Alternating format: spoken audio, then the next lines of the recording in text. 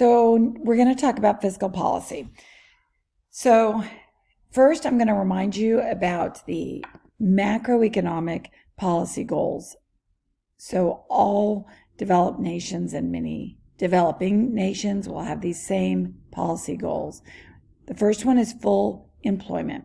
We know that that means low unemployment, which will not be zero, but will be the natural rate. So we want the actual rate of unemployment to equal the natural rate of unemployment. So we know that that's going to be like in the 4 to 6% range. The second goal is price stability. So we want a low, predictable rate of inflation, 3% or less. So yes, we do want some inflation. And then we want economic growth. So what that means is we want an increase in real GDP, and we want, again, the actual level of GDP to equal our potential level of GDP. So fiscal policy is policy that is conducted by Congress, and it is the use of the federal budget to achieve these macro goals. So basically, anything that is tax and or spend is going to be fiscal policy. So first, we're going to talk about what is the federal budget. So there's sources of funds and then there's uses of funds. So the sources of funds, taxes, primary source. So these can be corporate taxes, personal taxes, sales taxes, any kind of taxes. That's going to be the primary source of income for the federal budget. And also borrowing, which is debt, which we know has been a big player in recent decades. So that's what's coming in.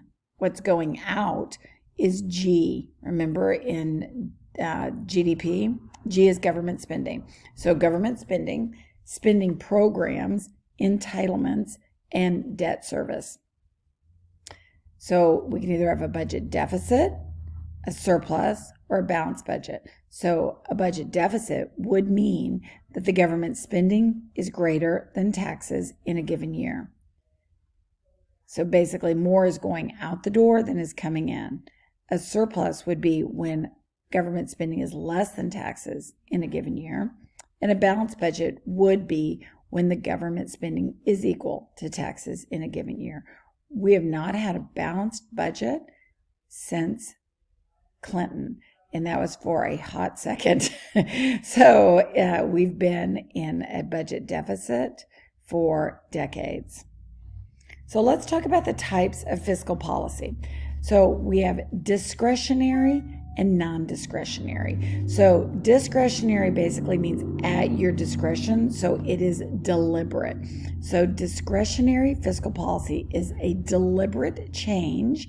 So remember, this delta or triangle means change. So deliberate change in government spending or a change in taxes for the purpose of influencing macro conditions. This type of policy requires new congressional action. So that is discretionary. Congress is actually going to make a decision on spending or taxation in order to affect macro conditions. So non-discretionary would be automatic or built-in stabilizers. So this is a change in government spending and or taxation that occurs automatically as economic conditions change. So built-in stabilizers are counter-cyclical, meaning they work against the business cycle. And remember, the business cycle is, like that up and down like that.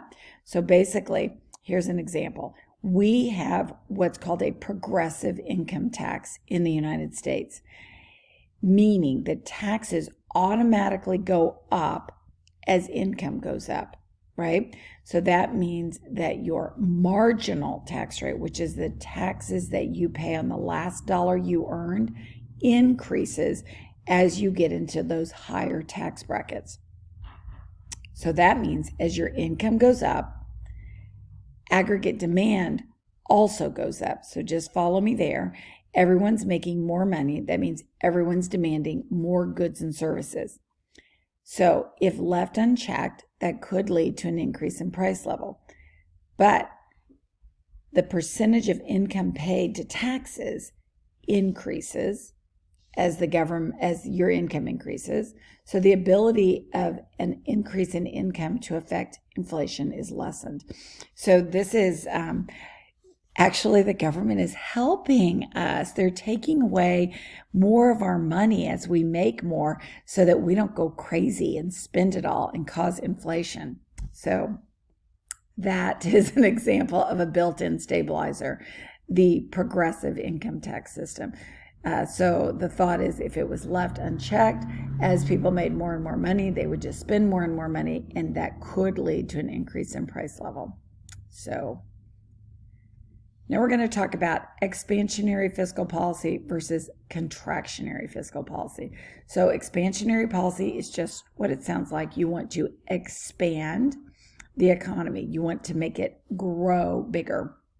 So it is intended to increase economic activity by increasing aggregate demand. And the way we would do that is we would either increase government spending, which would assumedly have a trickle-down effect.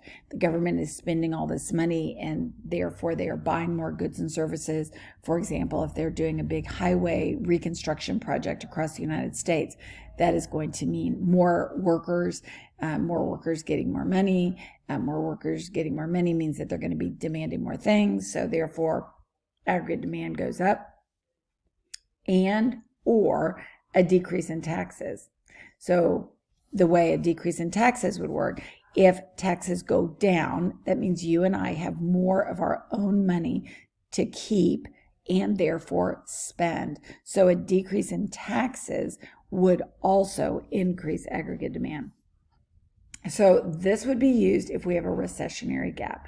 So remember, a recessionary gap is if our output is less than our potential. On the other hand, we can have a contractionary fiscal policy. So this is intended to slow down the pace of economic activity if inflation is likely, unemployment is low, and economic growth is high. So in contractionary fiscal policy, we would decrease government spending and or increase taxes. It is important to note that this can work in theory, but it doesn't really work well in practice. So we're going to mostly be seeing expansionary fiscal policy. So I'm going to stop there, and then we'll pick up on Keynesian fiscal policy in the next video.